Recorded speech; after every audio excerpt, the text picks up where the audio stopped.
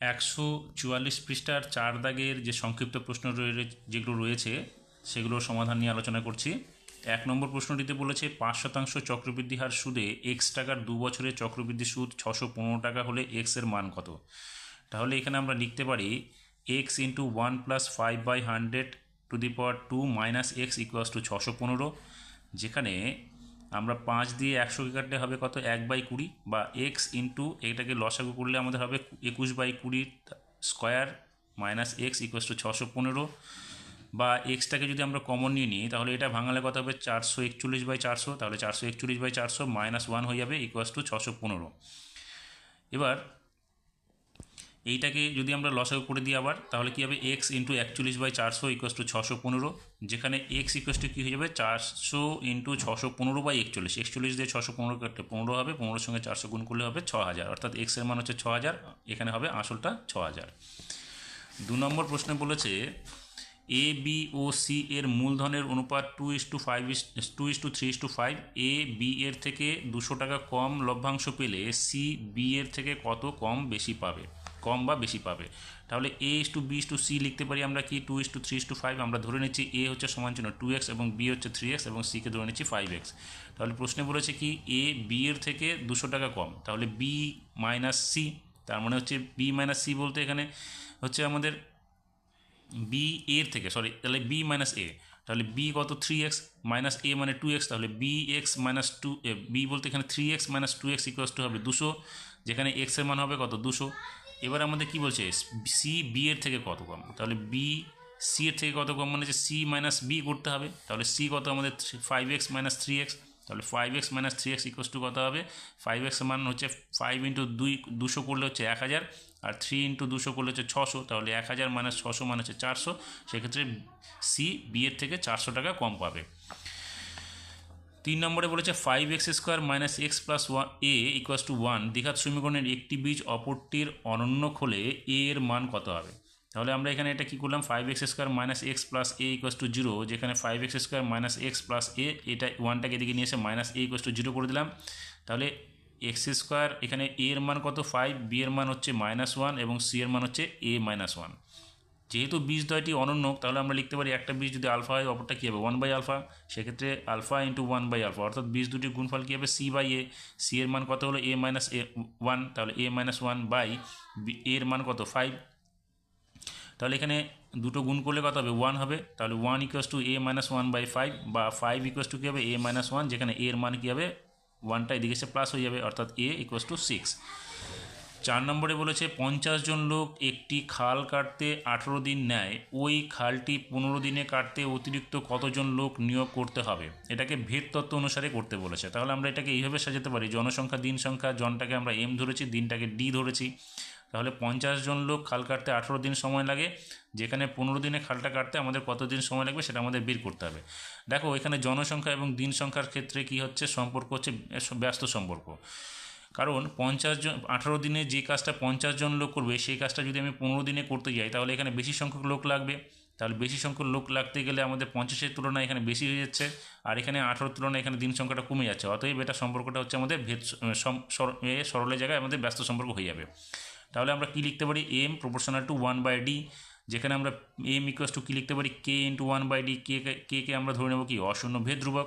এবার এখানে এম যেহেতু 50 এবং ডিকে আমরা 18 যদি ধরি সেক্ষেত্রে কে এর মানটা কত হবে কে ইকুয়ালস টু হয়ে যাবে এম ইন্টু ডি, তাহলে কে ইকুয়ালস টু হবে কত 50 এম এর মান এবং ডি হচ্ছে 18, তাহলে 50 ইন্টু 18 মানে হচ্ছে কে এর মান হচ্ছে 900। এবার এই 900 মানটা কী করবো আমরা আবার 1 নং সমীকরণে বসিয়ে দেবো। তাহলে 1 নং সমীকরণে যদি আমরা বসাতে যাই তাহলে দেখো এখানে দ্বিতীয় ক্ষেত্রে আমাদের এমটাকে বের করতে হচ্ছে, তাহলে এম ইকুয়ালস টু কী হবে কে ইন্টু 1/d, বা এম ইকুয়ালস টু কী হবে কে এর মান হচ্ছে 900 বের করেছিলাম, তাহলে 900 ইন্টু 1/15, ডি এর মান আমরা 15 ধরে বের করব। তাহলে 15 ধরিয়ে এটা 900কে যদি কাটি তাহলে কত হবে 60, তাহলে হচ্ছে আমাদের ডিএম এর মান কত হচ্ছে 60, অর্থাৎ 15 দিনে কাজটা করতে গেলে আমাদের 60 জন লোক দরকার, আমাদের লোক সংখ্যা কত ছিল 50, তাহলে আমাদের অতিরিক্ত লোক কত নিয়োগ করতে হবে 60 বিয়োগ 50, সেক্ষেত্রে আমাদের উত্তরটা হবে 10 জন। 5 নম্বরে বলেছে ত্রিভুজ এবিসি এর কোণ বি 90 ডিগ্রি, বিডি লম্ব এসি, বিডি 8 সেমি এবং এডি 5 সেমি হলে সিডির দৈর্ঘ্য কত। তাহলে এবিসি ত্রিভুজের বি কোণটা যদি আমাদের এখানে 90 ডিগ্রি হয় এবং বিডি লম্ব এসি হয় এবং মানগুলো দেওয়া আছে আমাদের বিডি হচ্ছে 5, এডি হচ্ছে বিডি হচ্ছে আমাদের 8 এবং এডি হচ্ছে আমাদের 5, তাহলে আমরা কি করব, এখান থেকে সিডির মানটা বের করব। আমরা এই ক্ষেত্রে লিখতে পারি কি BD square equals to eddy into CD. তাহলে আমরা এখানে লিখে দেবো মানটা, বিডির মান 8 এবং এডির মান হচ্ছে 5, সিডির মান আমরা বের করব। তাহলে সিডি ইকুয়ালস টু কী হবে, 8 8 64/5 হয়ে যাবে। তাহলে এবার 5 দিয়ে 64কে ভাগ করলে কত হবে, 12.8, সেটা হচ্ছে আমাদের সিডির মানটা। 6 নম্বরে বলেছে একটি সমকোণী ত্রিভুজের সমকোণ সংলগ্ন বাহু দুটি 24 সেমি এবং 7 সেমি হলে সমকৌণিক বিন্দু থেকে পরিকেন্দ্রের দূরত্ব কত। তাহলে দেখো এবিসি ত্রিভুজের এটা হচ্ছে পরিকেন্দ্র হচ্ছে ডি ধরে নিচ্ছি, কারণ ডি বিন্দু থেকে আমরা যে ত্রিভুজটার পরিবৃত্ত অঙ্কন করব সেক্ষেত্রে আমাদের সমকোণ সংলগ্ন হচ্ছে এ বি সি। এখানে বাহু দুটো দেওয়া আছে, সমকোণ সংলগ্ন বাহু দুটো হচ্ছে 7 এবং 24, তাহলে অতিভুজ কী হবে, এসি, কারণ বি কোণটা সমকোণ হলে অতিভুজ হবে এসি। তাহলে এসির মান কী হবে, √/, AB square plus BC square.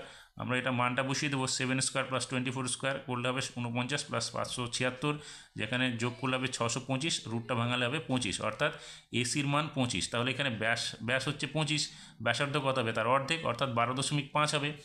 এবার আমরা যদি দেখি যে বিডিসি, এক্ষেত্রে দেখো বিডি এবং সিডি একই বৃত্তের ব্যাসার্ধ, আর সিডির মান কত হবে, হাফ হবে, 12.5 হবে। সেক্ষেত্রে বিডি আর সিডি, যেহেতু বিডি এবং সিডি এক হয়, বিডির মান এখানে আমাদের যে কেন্দ্রটা সমকোণী কেন্দ্র তার দূরত্ব কত হচ্ছে 12.5 হবে। সেক্ষেত্রে আমরা উত্তরটা লিখব 12.5।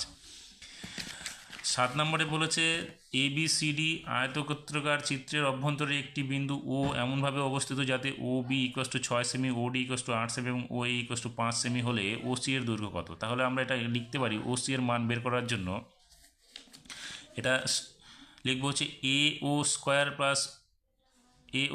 Plus O C square equals to হবে O B square plus O D square. তাহলে এখানে আমরা লিখবো হচ্ছে A O square plus O C square equals to O B square plus O D square. তাহলে আমরা মানটা বসিয়ে দেবো, মানটা বসালে কী পাবো, এখানে 5 স্কোয়ার করলে 25 পাবো, ও সি স্কোয়ার লিখে দেবো, এখানে 6 স্কোয়ার করলে 36 এবং 8 স্কোয়ার করলে 64।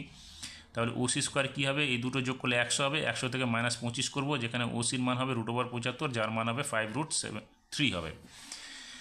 8 নম্বরে বলেছে sec 4 theta equals two cosec theta -20 degree হলে থিটার মান নির্ণয় করতে বলেছে। তাহলে sec 4 theta equals two cosec theta into theta -20 degree, যেখানে আমরা এইটাকে কী করবো, সেক থিটাটাকে পুরো কোণে ভাঙাবো। তাহলে কোসেক 90 ডিগ্রি -4 থিটা করবো equals to cosec into theta -20, cosec both side থেকে সরে গেলে এখানে 90 degree -4 theta equals to theta -20 degree.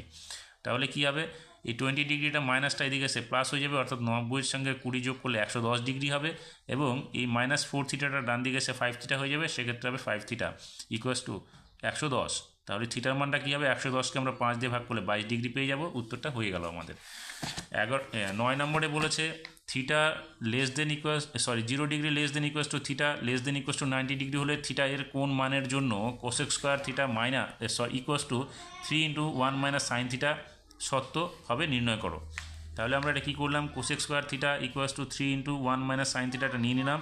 Cosec square থিটার পরিবর্তে আমরা এটা লিখতে পারি 1 - সাইন স্কোয়ার থিটা, কারণ cos square theta plus sine square theta যদি 1 হয় তাহলে cos square theta equals to কী হবে, 1 - সাইন স্কোয়ার থিটা হয়ে যাবে ইকুয়াস টু 3, এটা আমরা গুণ করে দিচ্ছি, 3 একে 3 এবং 3 সাইন থিটা হয়ে যাচ্ছে। তাহলে এখানে আমরা কি করব, দেখো এখানে আমরা 1 - সাইন স্কোয়ার থিটাটা এদিকে নিয়ে চলে আসলাম। তাহলে কী হবে, 0 equals to sign square theta, এটা মাইনাসটা দিকে এসে প্লাস হয়ে যাবে, এবং 3 থেকে এটা একটা বিয়োগ করে, এখানে 3 থেকে যদি আমরা এই 1টা দিকে নিয়ে এসে মাইনাস হয়ে যাবে, অর্থাৎ 3 থেকে 1 বিয়োগ করলে 2 হবে, আর এখানে 3 সাইন থিটা থেকে গেল। তাহলে এখানে আমরা লিখতে পারি sign square theta minus 3 sign square theta plus 2 equals to 0। এটাকে আবার আমরা কী করবো, মিডল টার্ম করবো। মিডল টার্ম করলে কী হবে, sign square theta -2 sine theta minus sine theta plus 2 equals to 0, যেখানে প্রথম দুটো থেকে আমরা সাইন থিটা যদি কমন নিই তাহলে sine theta into sine theta -2, এখানে 1 কমন নিব, তাহলে -1 into sine theta -2 equals to 0 হয়ে যাবে। অর্থাৎ আমরা লিখতে পারি sine theta -1 into sine theta -2 equals to 0। যেহেতু দুটো রাশির গুণফল 0, তাহলে মানে একটি রাশির ইকুয়াস টু 0 হবে, অর্থাৎ sine theta equals two 1 equals to 0, বা সাইন থিটা -1 ইকুয়াস টু 0, যেখানে সাইন থিটা মান হবে 1, যেখানে সাইন থিটা ইকুয়াস টু আমরা 1-এর পরিবর্তে লিখবো সাইন 90 ডিগ্রি, থিটার মান বেরোবে কত 90 ডিগ্রি। অপরপক্ষে লিখবো sine theta minus 2 equals to 0, sine theta equals two 2। দেখো সাইন থিটা ইকুয়াস টু 2 কিন্তু সাইন থিটার মান আমরা ছকে পাই না, সেই জন্য আমরা এটাকে ছেড়ে দিচ্ছি, আমরা এখানে থিটার মান 90 ডিগ্রি ধরে করছি। তাহলে আমাদের যে মানটা এখানে দেওয়া আছে কোসেক স্কোয়ার থিটা, তার কোসেক স্কোয়ার থিটা মানে হচ্ছে cosec square 90 degree equals to 3 into 1 minus sine 90 degree লিখবো। তাহলে কোসেক স্কোয়ার 90 কোস 90 মানে কি 0, তাহলে 0 স্কোয়ার হয়ে যাবে এখানে ইকুয়াস টু 3 ইন্টু 1 সাইন 90 মানে হচ্ছে 1, তাহলে 1 মাইনাস 1 করলে 0 হবে, 3 ইন্টু 0 মানে 0, আর এখানে 0 স্কোয়ার করলে 0, দেখো দুটো মান সমান হয়ে যাচ্ছে। সেক্ষেত্রে আমরা এটা প্রমাণ করলাম যে বিবৃতিটি সত্য। 10 নম্বরে বলেছে একটি চোঙের ভূমির পরিধি 154 সেমি এবং উচ্চতা 10 সেমি হলে আয়তন কত হবে। তাহলে আয়তনের সূত্র কি, লম্ববৃত্তাকার চোঙের পরিধি দেওয়া আছে এখানে 254, তাহলে আমরা লিখব 2 পাই আর ইকুয়াস টু 154, যেখানে আর হচ্ছে ব্যাসার্ধ, তাহলে 2 into 22/7 into r equals to 154, যেখানে আর এর মান কী হবে 154 ইন্টু 7, নিচে হবে 2 গুণ 22। এবার আমরা যদি এটাকে কাটি তাহলে দেখবে এখানে আমরা 22কে যদি কাটি তাহলে 11 দুগুণে 22 হবে, এখানে 11কে 7 দিয়ে গুণ করলে 154 হবে, তাহলে 7 7 49/2 দুগুণে এখানে এখানে হবে আমাদের 22 দিয়ে কাটছি, তাহলে 22 দিয়ে কাটলে এটা 7 হবে, 7 7 49/2 হবে। এবার এটা আমরা ধরলাম কি আর এর মানটা। এবার আয়তন কী হবে পায়ের স্কোয়ার ইঞ্চ, তাহলে পায়ের মান কত 22/7 ইন্টু আর স্কোয়ার, মানে এখানে আমরা আর এর মানটা বসাবো, তাহলে 49/2 গুণ 49/2 ইন্টু 10, এটা হয়ে যাবে ঘন সেমি। পুরোটা যদি আমরা গুণ করি দেখবে গুণ করলে বেরোবে হচ্ছে 18,865 ঘন সেমি। 11 নম্বর বলেছে একটি গোলকের ব্যাস 10% বৃদ্ধি করলে আয়তন শতকরা কত শতাংশ বৃদ্ধি পাবে। তাহলে আমরা গোলকের আয়তনের সূত্র কী জানি 4/3 পাই আর কিউব, এখানে আরকে আমরা ব্যাসার্ধ ধরছি, আর এর মান কত 10% যদি বৃদ্ধি করা হয় তাহলে আমরা কি পাবো আর ইন্টু 110/100 হয়ে যাবে, যেহেতু 10% বৃদ্ধি করবো সেক্ষেত্রে 0 0 কেটে গেলে 11r/10 হবে, 10% বৃদ্ধি করার পরে ব্যাসার্ধর মান, সেক্ষেত্রে আয়তনটা কত হবে 4/3 পাই ইন্টু 11r/10 তার কিউব হয়ে যাবে, বা 4/3 পাই ইন্টু 11 কিউব করা মানে হচ্ছে 1331, আর নিচে 10 কিউব করা মানে হচ্ছে 1000, তাহলে হবে 4/3 পাই ইন্টু 1331 আর কিউব এবং 1000 হবে নিচে। অর্থাৎ আয়তন কত বৃদ্ধি পাবে, আমরা এটা থেকে পূর্বের আয়তনটাকে বাদ দিয়ে দেবো, বাদ দিলে কত পাবো আমরা এখানে বাদ দিলে পাবো হচ্ছে 4/3 পাই আর কিউব ইন্টু 331/1000, তাহলে শতকরা কত বৃদ্ধি পাবে 4/3 pi r cube into 331/1000 by 4/3 pi r cube into 100%। 4/3 pi r cube 4/3 pi r cube কেটে যাবে, অর্থাৎ 331/1000 ইন্টু 100%।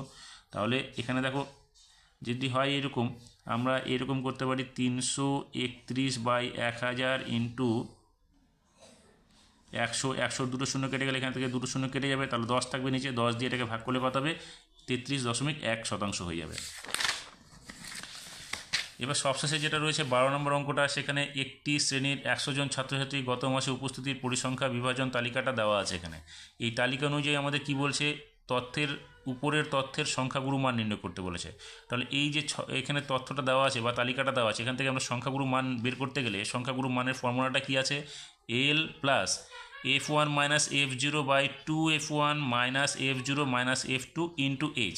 এবার এলটা কি, এল হচ্ছে এখানে আমাদের সবথেকে বড় যে পরিসংখ্যাটা থাকবে তার নিম্ন শ্রেণীর সংখ্যাটা, অর্থাৎ এখানে বড় পরিসংখ্যাটাকে আমরা ধরবো হচ্ছে f1, তার আগেরটা ধরবো f0 এবং পরেরটাকে ধরবো f2, আর এখানে এল ধরবো হচ্ছে যেখানে শ্রেণী ব্যবধানটা রয়েছে তার নিম্ন শ্রেণীটাকে ধরবো আমরা এল, আর এইচ ধরবো কি শ্রেণী ব্যবধানটাকে, অর্থাৎ 18 এবং 14 থেকে 18 যেটা আছে শ্রেণী ব্যবধান কত 4, তাহলে 4টাকে ধরবো আমরা এইচ, সেই অনুযায়ী এবার আমরা মানটাকে বসাবো। তাহলে এল কত আমাদের এখানে 14, তাহলে 14 লিখবো, প্লাস f1 সবথেকে বড় পরিসংখ্যাটা 34, তাহলে 34 বিয়োগ f0 হচ্ছে তার বাঁ দিকে যে সংখ্যাটা থাকবে সেটা, এখানে কত হচ্ছে f0 28, তাহলে লিখবো 28, নিচে f1 হচ্ছে আমাদের কত 34, তাহলে 2 গুণ f1 মানে হচ্ছে 34 মাইনাস f0 হচ্ছে আমাদের কত 28 মাইনাস f2 হচ্ছে ডান দিকের সংখ্যাটা 18, আর ইন্টু আমাদের শ্রেণী ব্যবধানটা, অর্থাৎ 18 বিয়োগ 14 করলে যেটা আসবে, তাহলে আমরা সেই অনুযায়ী ক্যালকুলেশন করব। 14 প্লাস 34 থেকে 28 গেলে এখানে উপরে 6 থাকবে, এখানে দেখো 34 দুগুণে কত হবে 68 থেকে আমরা এই দুটো বাদ দেবো, অর্থাৎ -28 এবং -18 হবে 46, তাহলে 68 মাইনাস 46, আর এখানে বিয়োগ করলে হবে 4, তাহলে 14 প্লাস এখানে দেখো 68 থেকে 46 গেলে 22 হবে, উপরে 6 গুণ 4 রাখবো, এবার আমরা যদি কাটাকাটি করি তাহলে 14 প্লাস এখানে যদি আমরা কাটি, দেখো 2 দিয়ে কাটলে এটা কত হবে 2, এটা 2 দিয়ে কাটলে 11, তাহলে 6 দুগুণে 12/11, 14 প্লাস 11 দিয়ে এটাকে ভাগ করলে 1.09 হবে, যেটা তোমরা ভাগ করে দেখবে, অর্থাৎ 15.09 হবে প্রায়। এটাই হবে আমাদের উত্তরটা।